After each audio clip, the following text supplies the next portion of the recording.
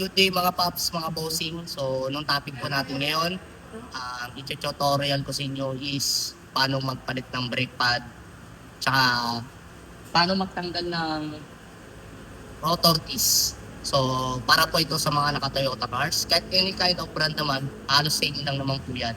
Pero nung gagawin namin ngayon, na tutorial sa iyo, Toyota Innova na 2.5 engine deep-audit 2011 model. So, pakita ko lang sa inyo mga paps, pagka magdi-DIY kayo, malayo kayo dito sa shop namin, so pwede mo na siyang gawin sa bahay nyo. Pero kung tinatamaran ka, punta ka lang dito sa shop, kami nang gagawa.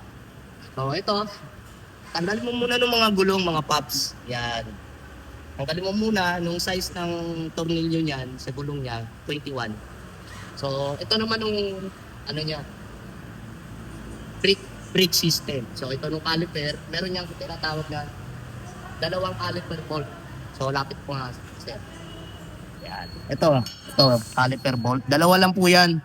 So, luluwagan mo lang, counterclockwise. Yan. Luluwagan mo lang, yung dalawa.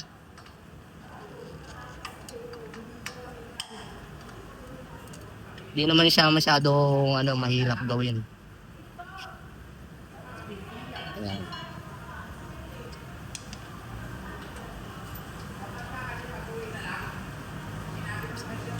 Yung tornilyo isa mahaba.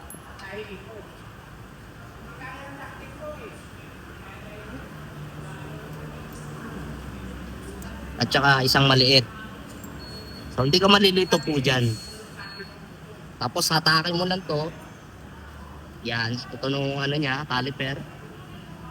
Tapos ito nung niya, brake pad. Papalitan natin to.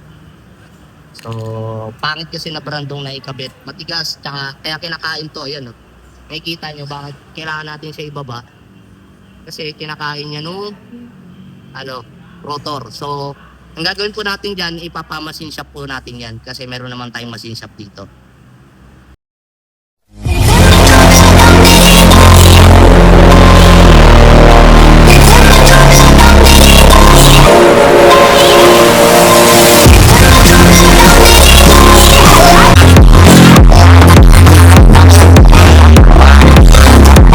So, yun.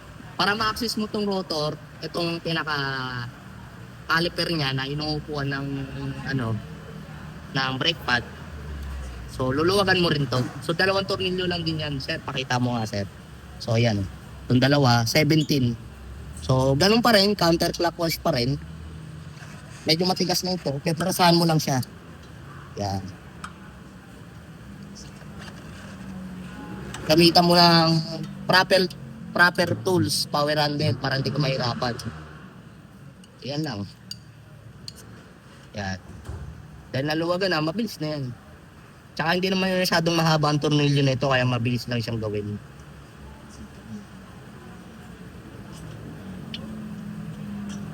So, ayan. Tapos hatakin mo lang ulit. Tanggal na siya. Ganito kalaki tornilyo niyan. Number 17 po yan. So, kailangan mo dito, number 17, tsaka number 14. So, ito na nung rotor niya. Ma-access na natin. Tapos, papalitan din natin to ng stud. Kasi naputol na. Nung nagpaano siya, nagpa-vulcanizing. So, mamaya, idadagdag ko rin yun nung tips na yun. Paano magpalit na ito? Tutorial na to sa gulong. So, para ma-access mo to, mabilis lang naman. Yan. Tapos, ayan. So, ayan. Napaklas na natin. So, mamaya, stay tuned lang kasi habang imamasin siya pa to, so, tuturo ko pa rin paano magbalik. Kung paano naman ang procedure ng pagbabaklas, ganoon lang din naman po ng pagbabalik. Pero, ituturo ko pa rin. Tapos, so, paano naman ikabit ng bagong brake pad kasi pag bago brake pad mo, hindi yan papasok dahil ang piston niya nakalabas. Mamaya tuturo ko po kung paano nung ginagawa namin na way, yung technique. So, yun lang. Stay tuned lang mga paps.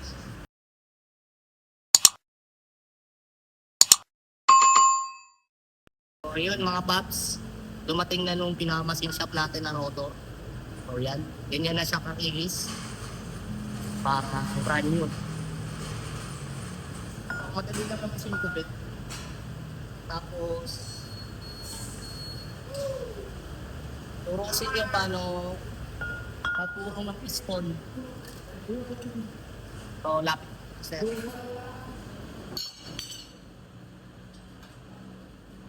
Iuurong natin yung piston niya. So, gamitan mo ng lumang brake pad. So, meron kaming caliper, pang-press na caliper, na piston ng caliper. So, ayan. Ganyan lang siya kadali. Kaya lang ha. Natin. Set up natin ng ayos.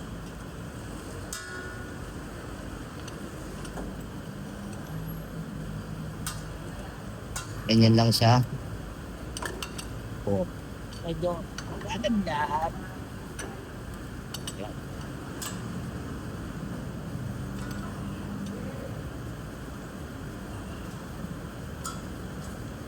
Kumbaga ipipress niya nung piston.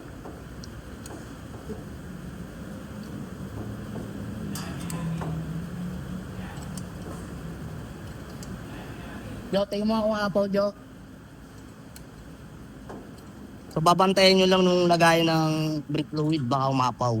So, higupan mo lang yun.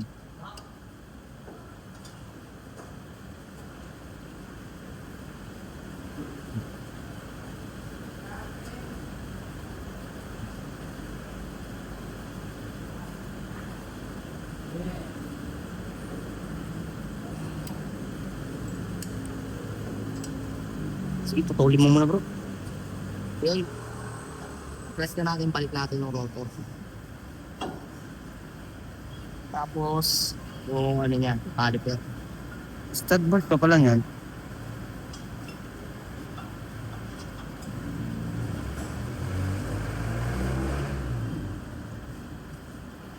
Ganun lang ulit, Pops.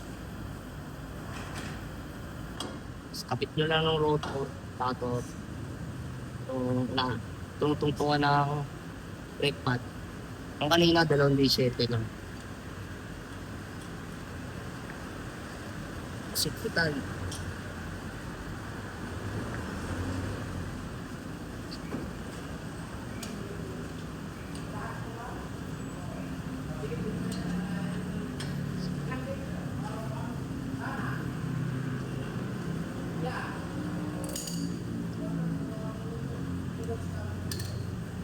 Naipit na. So, meron yung parang clip.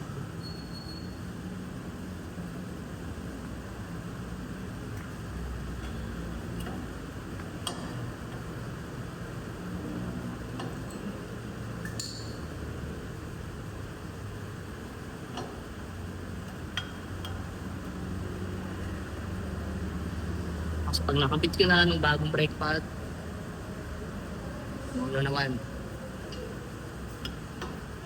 caliper.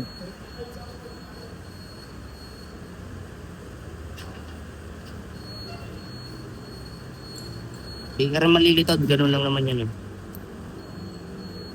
Yung maliit sa taas.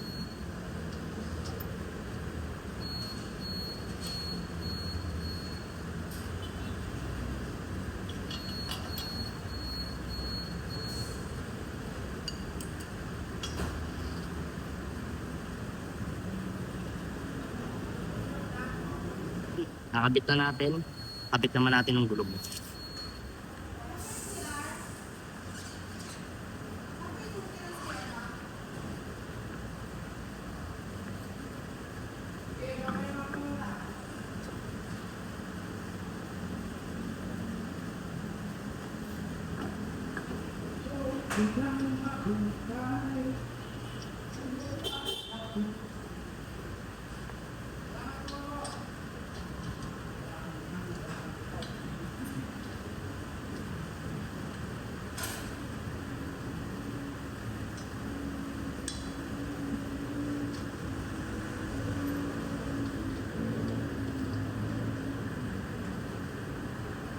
So, ganun lang mga paps. Sana nakatulong tong video na to sa mga nagdi-DIY.